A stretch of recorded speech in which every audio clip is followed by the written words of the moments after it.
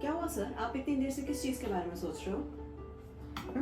मैंने आज क्लास में प्रोकैरियोट्स और यूकैरियोट्स के बीच का डिफरेंस पढ़ाना है। लेकिन मैं ये सोच रहा था कि यूकैरियोटिक सेल ओरिजिनेट तो हुआ है प्रोकैरियोट से, but still evolutionary point of view से हम यूकैरियोट को ज्यादा एडवांस कंसीडर करते हैं इन कंपैरिजन टू प्रोकैरियोट्स। ऐसा क्यों? क्वेश्चन तो बहुत अच्छा है आपका। अगर हमें ये जानना है कि यूकैरियोट ज्यादा एडवांस क्यों है एज कम्पेयर टू प्रोकैरियोट्स, इसके लिए हमें इन दोनों के फीचर्स को आपस में कंपेयर करके देखना पड़ेगा। Exactly ma'am.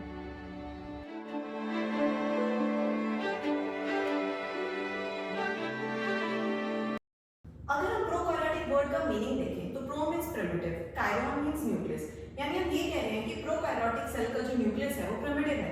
वैसे देखा जाए तो इसमें न्यूक्लियस जैसा है क्या, राइती की तरह तो ये फैला हुआ है। एग्जैक्टली और इसी कारण की वजह से जो प्रोकैरियोट का न्यूक्लियस है उसको हम एग्जैक्टली न्यूक्लियस ना कहते न्यूक्लियोइड कहते हैं, बिकॉज यहाँ पर जो जेनेटिक मटेरियल है वो पूरी तरह से स्कैटर्ड है inside the cytoplasm.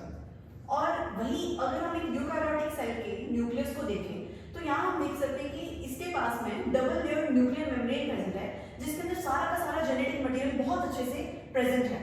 Yes, and there is one more important point कि जो प्रोकैरियोटिक सेल है उसके अंदर डबल मेम्ब्रेन बाउंड ऑर्गेनेल्स जैसे कि mitochondria, Golgi apparatus, chloroplast they are absent, whereas ये सारे के सारे डबल मेम्ब्रेन ऑर्गेनेल्स प्रेजेंट होते हैं इनसाइड द यूकैरियोटिक सेल। इन डबल मेम्ब्रेन ऑर्गेनेल्स होने का फायदा क्या होगा यूकैरियोटिक सेल को?